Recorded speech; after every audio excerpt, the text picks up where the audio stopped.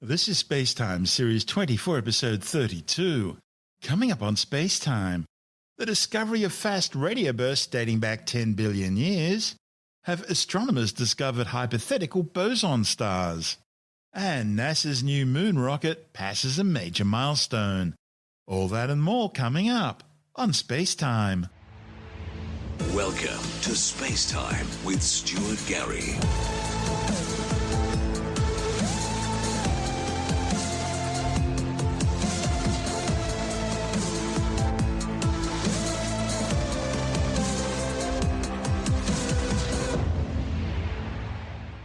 Astronomers have detected three of the most distant fast radio bursts ever observed.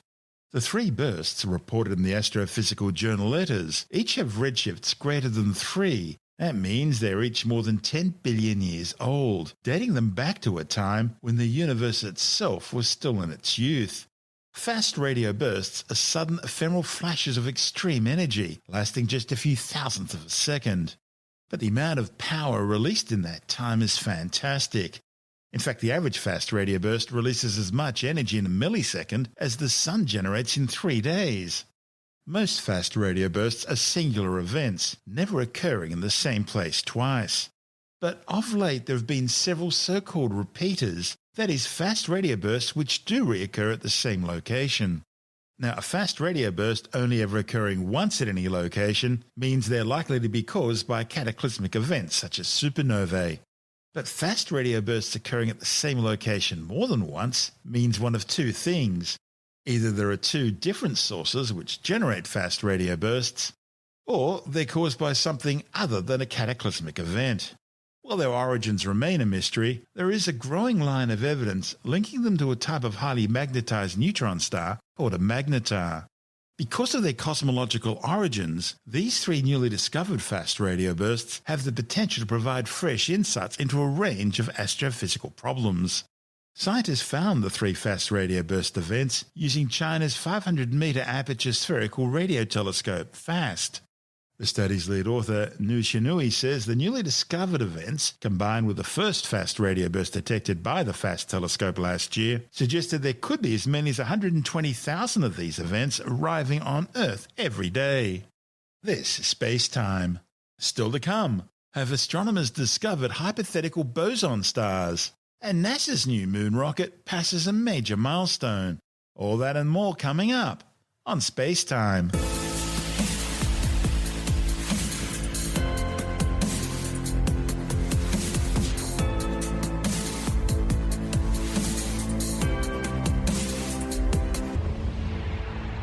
Okay, let's take a break from our show now for a word from our new sponsor, NordPass, the new era in password management.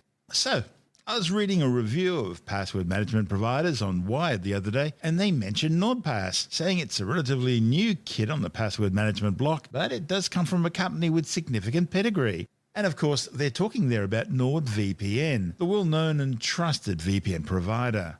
And so now, Nord's developing a password manager. And as you'd expect from a company like Nord, its password manager offers the same ease of use and simplicity which has made its VPN so popular. And to me, that really does sum up NordPass quite beautifully. Now, as you'd appreciate, with a company like Nord's pedigree, they take security seriously, but without compromising ease of use. For instance, you can store all your passwords in the one place, organizing all your passwords and logins along with private notes in a secure password vault. And you can access it all with just the one master password, the only one you'll ever need to remember again. You can shop online with ease, with NordPass securely remembering your credit card details. If you want to share passwords, well, no worries. You can do that securely with NordPass as well, so no more emails or messages that can be compromised. And you can generate secure new passwords quickly and easily. And you can stay safe online with NordPass because it automatically recognizes suspicious websites so you don't accidentally reveal sensitive information. NordPass also has user-friendly desktop and mobile apps that give you a level of security that's simply not offered by password managers built into phones and browsers. And the setting up's so easy, even if you're migrating from another password manager. I found it all took just a couple of minutes and I was ready to go with all my data in place. And for me, that's a big plus. Now you too can experience the ease and security of NordPass. You can, of course, try NordPass out for free and stay with that plan forevermore. But there's a special deal for SpaceTime listeners. Upgrade to our premium plan. This gives you access to all sorts of special benefits. And it's really affordable, something else I was impressed with. So if you use our SpaceTime URL, for a limited time you'll get 50% off your first 12 months on the premium plan. So, what have you got to lose? Sign up today. Go to nordpass.com/Stuart or use the coupon code Stuart to access our special offer and gain peace of mind. That's nordpass.com/Stuart or coupon code Stuart. And of course, the URL details are in the show notes and on our website. And now, it's back to SpaceTime. This is SpaceTime with Stuart Gary.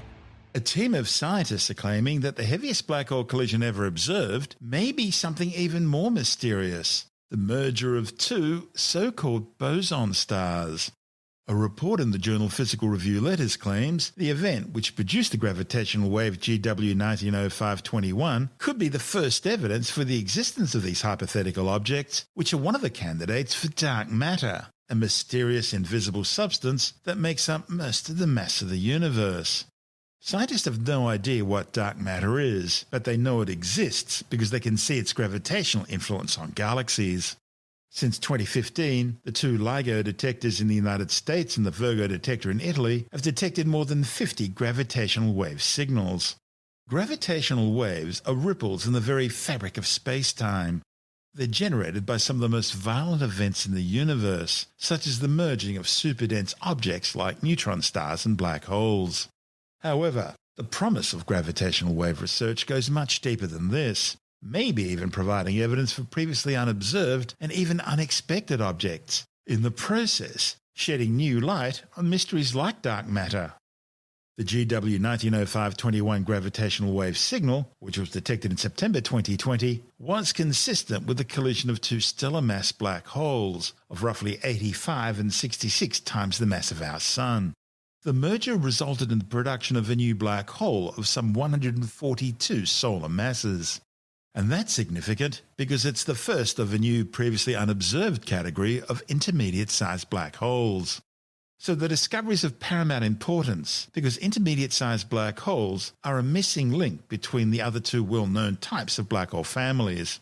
There are stellar mass black holes, which form from the collapse of stars, and supermassive black holes, which reside at the centers of most, if not all, galaxies. But one of the challenges presented by this particular gravitational wave event was justifying how the heaviest of the two colliding black holes, that's the one with 85 solar masses, could have formed out of the collapse of a star at the end of its life. See, even the bigger stars should have shedded off much of their mass by the time they collapse as supernovae.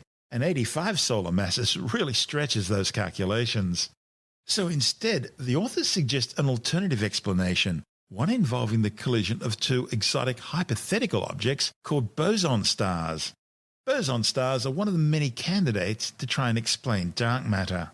Unlike the electrons, neutrinos and quarks which make up particles of matter, bosons are particles of force, which therefore have masses billions of times less than electrons.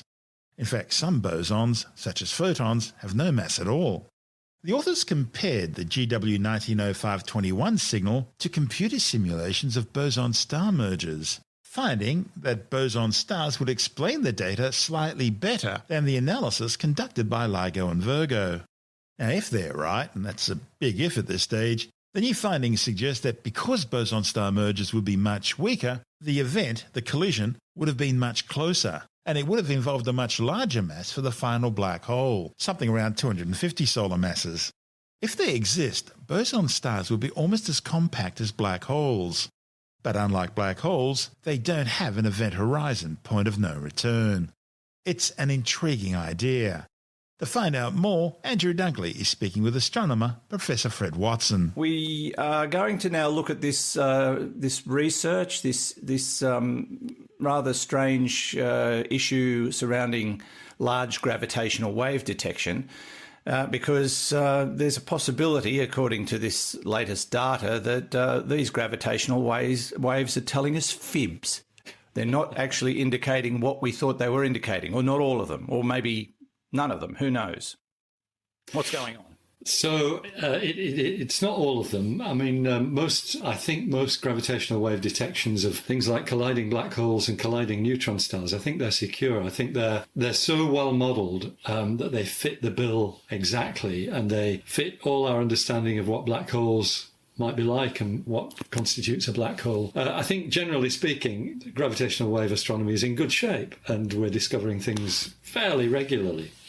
However, one in particular has raised some questions, and it's all about the mass of the objects that we think are involved. So this is a gravitational wave signal that occurred on the 21st of May 2019, and it comes from a distance of 7 billion light years away. It's, this is really in the depths of the universe. That's so we're looking back more than half the age of the universe when you look back 7 billion light years. And so it was a massive collision, and the detectors gave a very strong signal. You'll remember that what happens when black holes collide is that they approach each other. They're basically in orbit around one another, and that orbit spirals inwards as they eventually coalesce. And it's the spiraling inwards that gives you this characteristic chirp in the gravitational wave signal. With I've got to do it, haven't I? That's the way it goes. And where you get to the end, that's when the two have coalesced, and essentially they've formed a black hole which no longer gives a gravitational wave signal because it's not being accelerated. That's the whole point. So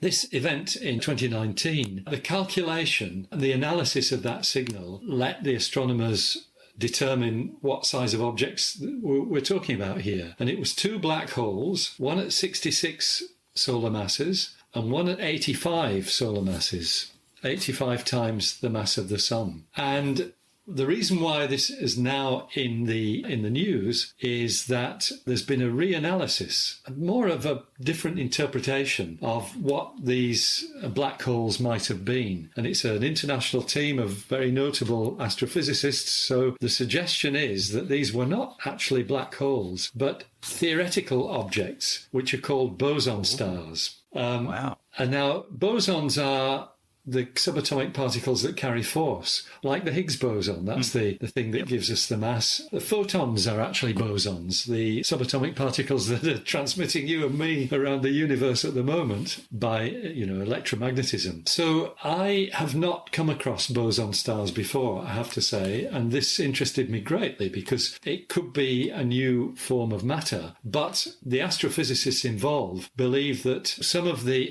if you do have boson stars, what they could be made of would be something that is the same stuff as dark matter, whatever it is that's invisible in the universe, that's holding galaxies together and holding galaxy clusters together. Yeah, you took the words right out of my mouth there. I was going to walk that path. I was going to bring up the dark matter question. Well, if I didn't, somebody in the audience would have. If that's the case, it could answer a lot of questions, could it not? Yes, if it exists, I suspect it's going to raise more questions than it answers, though. But you're right. So what comes out of this is a black hole with a mass of 142 times the sun's mass. And that's getting on for what we call an intermediate mass black hole, which is where there's a gap. There's a sort of gap in the black hole range between the stellar mass ones and the supermassive ones. And there's not much in between. There have been a few candidates, but it's not much. And so 142 times the mass of the sun is getting on that way. But the reason why this work has cast doubt on whether it's black holes or not is that a black hole of 85 solar masses shouldn't exist. Because if you're assuming that the two candidate black holes, the two that collided, if, as we believe most of these small black holes do, if they come from the detonation of a single star at the end of its life, a supernova explosion, there is a limit on how big a supernova explosion you can have that will form a black hole. And if you've got one over about 65 solar masses, a single star of that actually much higher mass to start with because it's blown away a lot of its outer material, but something over 65 solar masses, it can't collapse to a black hole. And it's because, and I'm not a supernova expert, but I've heard of these things. They are called pair instability supernovae. A star in that mass range over 65 solar masses, it produces a pair instability supernova. And what it does is completely obliterates center of the star, the core of the star, which is what in a normal supernova explosion, that's what collapses to the black hole, is the core of the star. But apparently in a pair instability supernova, the whole thing's blasted to pieces. So you don't get anything left behind. And so you shouldn't be able to find black holes more than 65 solar masses. And here is one that is being postulated as an 85 solar mass black hole. Now, it is possible that that black hole got to its size by merging with another one. So it might have been two stellar mass black holes that merged and formed one of 85 solar masses. But the other thing is that, and it comes from Spanish researchers actually, Juan Calderón Bustillo of the Galician Institute of High Energy Physics in Spain. They've looked at this possibility of these boson stars, and they say that it would match the numbers. One of the other astronomers, José Font, I love this, University of Valencia in Spain, he says, our results show that the two scenarios are almost indistinguishable given the data, although the exotic boson star hypothesis is slightly preferred. What he means by the two scenarios is the pair of black holes or the pair of boson stars. And the theoretical look at these boson stars actually is slightly preserved. He goes on to say, this is very exciting since our boson star model is, as of now, very limited and subject to major improvements. In other words, we don't really know what they're dealing with here. A more evolved model, that means with all more fancy bells and whistles on the theoretical model, a more evolved model may lead to even larger evidence for this scenario and would also allow us to study previous gravitational wave observations under the boson star assumption. Fascinating. It is. And I come across a description of what a boson star might look like, and they basically are suggesting they'll look a lot like a black hole except for one thing, and that is that they don't have an absorbing surface. Yes. That would stop photons or an event horizon. So they would actually appear totally transparent, which is it's mind-boggling. Yeah. And they go on to say they're basically compact blobs of Bose-Einstein condensate in space. So which is really interesting. And that kind of makes a bit more sense of it, because a Bose-Einstein condensate is basically matter that is sort of compressed to a level where it behaves like a single quantum object. And you know, quantum objects are weird, and we usually think of them as being tiny, microscopic scale objects. But here's a star that might be a single quantum object, which raises all kinds of possibilities, because quantum objects can be in two places at the same time. And maybe these Bose-Einstein condensates could be as well. It's great stuff. There's now the answer to long-haul space travel in no time. Yeah, that's right. Yeah. Find yourself a friendly boson star and hook yourself to it, and there it goes. That's Dr. Fred Watson, an astronomer with the Department of Science, speaking with Andrew Dunkley on our sister program, Space Nuts. And this is SpaceTime. Still to come, NASA's new moon rocket passes a major milestone, and later in the science report, why some otherwise healthy people develop life-threatening COVID-19 symptoms. All that and more still to come on SpaceTime.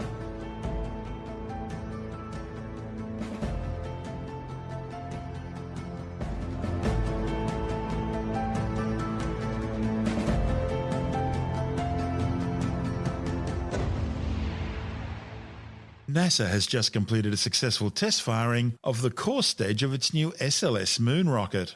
The 8-minute 19-second hot fire main engine burn in the B-2 test stand at the Stennis Space Center in Mississippi is a crucial milestone ahead of the Artemis I mission slated for November. Artemis I will carry an unmanned Orion spacecraft on a test flight to the moon and back in preparation for future manned lunar missions. The test involved igniting all 4 Aerojet Rocketdyne RS-25 main engines and maintaining the complete flight profile from liftoff to main engine cutout. That's right. Red line back there. H-boys on. Go for engine start. H-boys are on and engine starts has been okay.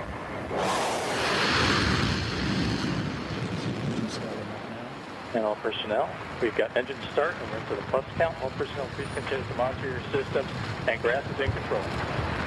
Keep plus 60 seconds starting TBC profile number 1. Again, first now we've got a fire indicated. Everyone go ahead and ATS. So, ATS. And copy, do you want me to hold down ATS? I copy that. You cancel it out. 2 plus 8 minutes. And then the TBC profile number 2. All right, so we're just over 8 minutes into the plus count. Well, personnel are coming up hopefully on a lock depletion here, and we have a cutoff. All right. REA, can you verify? REA and channel 16, verify. Safe engine shutdown, please. Safe engine shutdown. And you're in post shutdown standby, correct? Correct. NASA will use this test data to help validate the SLS core stage design for flight. The SLS, short for Space Launch System, is the biggest and most powerful rocket ever built, surpassing even the mighty Saturn V Apollo moon rocket. It'll be used to launch NASA's new Orion spacecraft, which is being developed to transport crews beyond Earth orbit to the Moon and eventually onto Mars. The Hot Fire test saw the former Space Shuttle main engines, which are used to power the first stage of the SLS, generate more than 1.6 million pounds of thrust within 7 seconds. The program included gimbaling the engines, that is, moving them in specific patterns to direct thrust, powering the engines up to 109% of their rated power, as well as throttling down and back up again, just as they will do during the actual ascent to orbit. The first attempt to test these engines back in January this year resulted in an early shutdown, just 67 seconds after ignition. That was put down to overly conservative test commit criteria on the thrust vector control system, a specification specific only for ground testing, not for flight. In fact, had that scenario occurred during flight, the rocket would have continued to fly normally. Okay, so with the crucial hot fire engine test out of the way, what comes next? Well, the SLS core stage will have its engines attached to it, and it will then be shipped to NASA's giant vehicle assembly building at the Kennedy Space Center in Florida. Once there, it'll be mounted vertically on its mobile launcher. The upper stage, as well as the Orion spacecraft and the massive strap-on solid rocket boosters, another legacy from the Space Shuttle, will all be attached in preparation for the Artemis I flight. This is SpaceTime.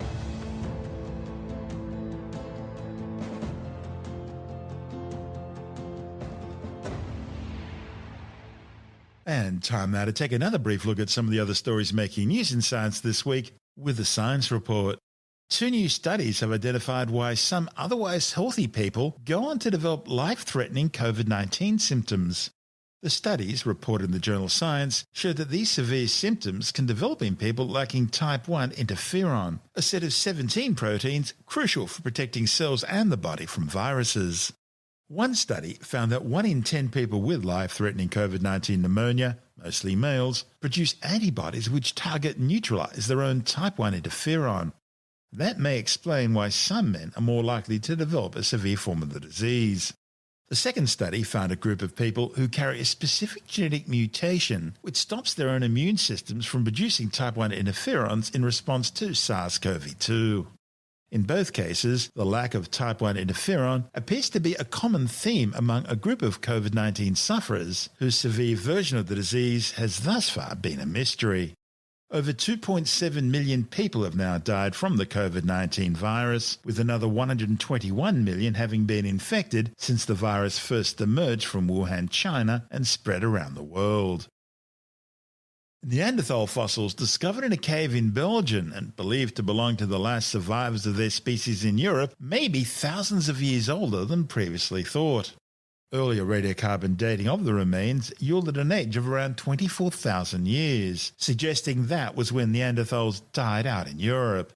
However, new testing reported in the Journal of the Proceedings of the National Academy of Sciences has pushed back that date to between 44,200 and 40,600 years ago.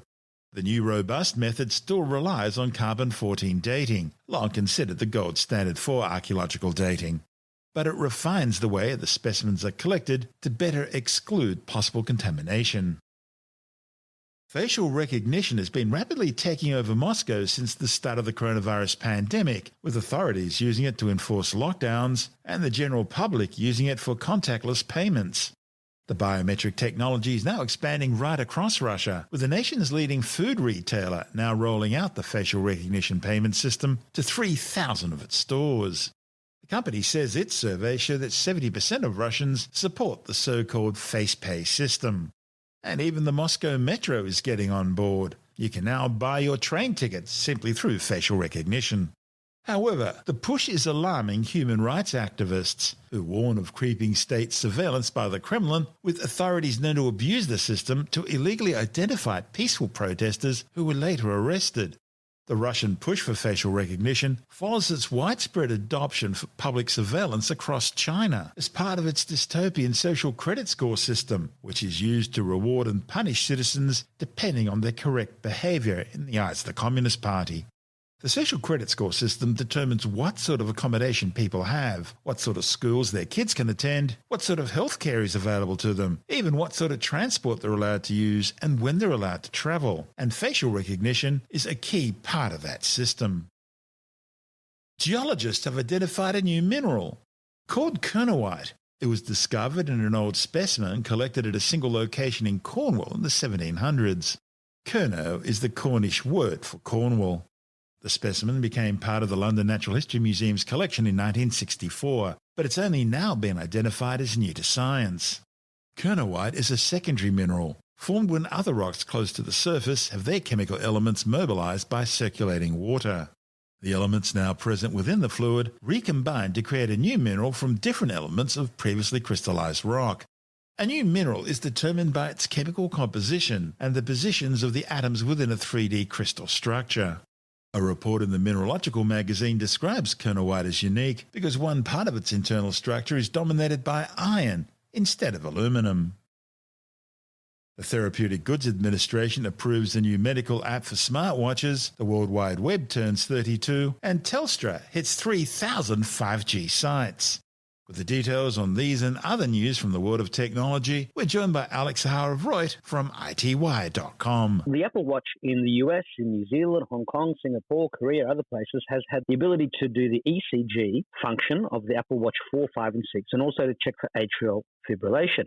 And this feature has been unavailable in Australia, but the TGA, the Therapeutic Goods Administration, has finally given authorization for Apple to launch these features in Australia. So either in the next Watch OS update or in the one after that, probably in the next couple of months, this feature will now be available for Australians, and it has saved people's lives overseas. They've received a notification on their watch that they have an irregular heartbeat detected, then take that to your doctor and show them, and it has saved their lives. 32 years since the World Wide Web as we know it came about. Now, that's different from the internet, isn't it? Yeah, the internet started off in the 60s to do with the military so that they could launch missiles should part of the network go down. And then in the 70s, universities got hold of it and started sending the first emails to each other. So we've had the internet itself for a long time, but it wasn't until 1989 that Sir Tim Berners-Lee came up with a concept at CERN, which was for a hypertext information system. And his boss at the time said, vague but interesting. And of course, 32 years later, the World Wide Web and all of the services that sit on top of that and that we take for granted today are now available. And in an open letter to the world, Sir Tim Berners-Lee was talking about how we need to make sure that enough of the world's people have access to the internet, that it remains free, that there are inexpensive devices that people can use. And he was also showcasing many of the different cool projects that people have created on top of the internet. And if you go to the webfoundation.org, you can read that open letter and see some of the projects and some of the young leaders that he was speaking about. And of course, one of the things which has spurred on use of the World Wide Web has been improved communication, such as 5G. And Telstra, Australia's largest telecommunications company, now has over 3,000 5G sites. That's right, yeah. There's a testing company called Umlaut, which drives cars across Australia and I think in other parts of the world. And they have come out saying that Telstra has scored top marks for their 5G coverage. That is 3,000 sites that have now been switched on. The closest competitor, Optus, has 1,000 sites and Vodafone only has a few hundred. So we're getting to more and more 5G across Australia and the world. 5G has now really started to blossom around the world. So many countries now have it. The price of 5G phones is falling lower and lower. The lowest price will be about $200 US for entry-level 5G phones. And it won't be long before every phone that comes onto the market will be 5G. And by June, July this year, Telstra will have 75% of the country covered with 5G. And so we're seeing these sorts of rollouts in other parts of the world. In the US, T-Mobile and Verizon and AT&T are all rapidly rolling out 5G. So 5G really is improving the way that people can access the internet, and even faster versions of 5G are coming. Optus in Australia was able to do carrier aggregation where they could merge two different bands of 5G together to get even faster 5G. They did the same sort of thing with 4G. So we're seeing lots and lots of improvement in this area. And of course, we spoke recently about how 6G is due in 2030. So the internet, the World Wide Web, your communication devices, they are just getting better with no end in sight. One thing which does have an end in sight has been Apple's HomePod, the big HomePod. It's been discontinued. Why? Once the HomePod minis came out, they probably saw the more expensive HomePod sales drop. So they've kept it going as long as they could. It's been 4 years since we've had the original HomePod. And, one thing that Apple doesn't have is devices like the Amazon Echo or the Google Nest Hub with a screen. I mean, Apple will get you to use your iPhone or iPad as the screen and then use the HomePod as speakers. So we might end up seeing some sort of HomePod with a screen in the future. But at the moment, HomePods have never been cheaper. With the HomePod Mini, they've been selling extremely well. And, Apple discontinues products, and this one has been discontinued. Is it true you can get the HomePods arguing with each other? Look, I have seen some years ago there was people who had sort of tried to engineer conversations between one smart assistant and another. Sort of ask one question and you ask one assistant, which sort of asks another assistant, and I guess it's like a game of audio ping pong. Yes. But I mean, they weren't designed to talk to each other as such, at least not yet. But for now, it's just a bit of fun. They're not really meant to talk. And sometimes when you talk to one device, you call it by the wrong name. It sort of says, "Oh, the other one that's answers. not me. That's somebody else." It heralds the time when we will have those devices properly talking to each other, getting commands from other devices. You'll tell one device to tell your other devices to do things. Alex, it's called Skynet. Well, yes, that is also a worry. And I always say that science fiction movies, especially dystopian ones, are warnings to humanity to not let this happen. The big question is, will we heed those warnings? And will that sort of thing happen? We don't know, but hopefully not. Judging by history, we won't heed the warnings. 1984 was never meant to be an instruction manual. Well, that's correct. And, we have to be glad that we live today before any such Skynets exist. Well, Mad Max was set in 2021. Yes, and there was still plenty of fuel. That's Alex Zaharov-Reut from ITWire.com.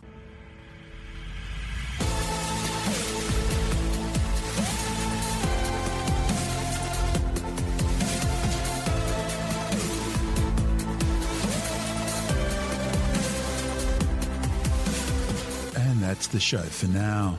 SpaceTime is available every Monday, Wednesday and Friday through Apple Podcasts, iTunes, Stitcher, Google Podcast, Pocket Casts, Spotify, Acast, Amazon Music, Bytes.com, SoundCloud, YouTube, your favourite podcast download provider, and from SpacetimeWithStuartGarry.com. SpaceTime's also broadcast through the National Science Foundation on Science Zone Radio and on both iHeartRadio and TuneIn Radio. And you can help to support our show by visiting the SpaceTime store for a range of promotional merchandising goodies, or by becoming a SpaceTime patron, which gives you access to triple-episode commercial-free versions of the show, as well as lots of bonus audio content which doesn't go to air, access to our exclusive Facebook group, and other rewards. Just go to SpaceTimeWithStuartGarry.com for full details. And if you want more space time, please check out our blog, where you'll find all the stuff we couldn't fit in the show, as well as heaps of images, news stories, loads of videos, and things on the web I find interesting or amusing. Just go to SpaceTimeWithStuartGarry.tumblr.com. That's all one word, and that's Tumblr without the E. You can also follow us through @StuartGarry on Twitter, @SpaceTimeWithStuartGarry on Instagram, through our SpaceTime YouTube channel, and on Facebook, just go to facebook.com/SpaceTime with Stuart Gary. And SpaceTime is brought to you in collaboration with Australian Sky and Telescope magazine, your window on the universe. You've been listening to SpaceTime with Stuart Gary. This has been another quality podcast production from Bytes.com.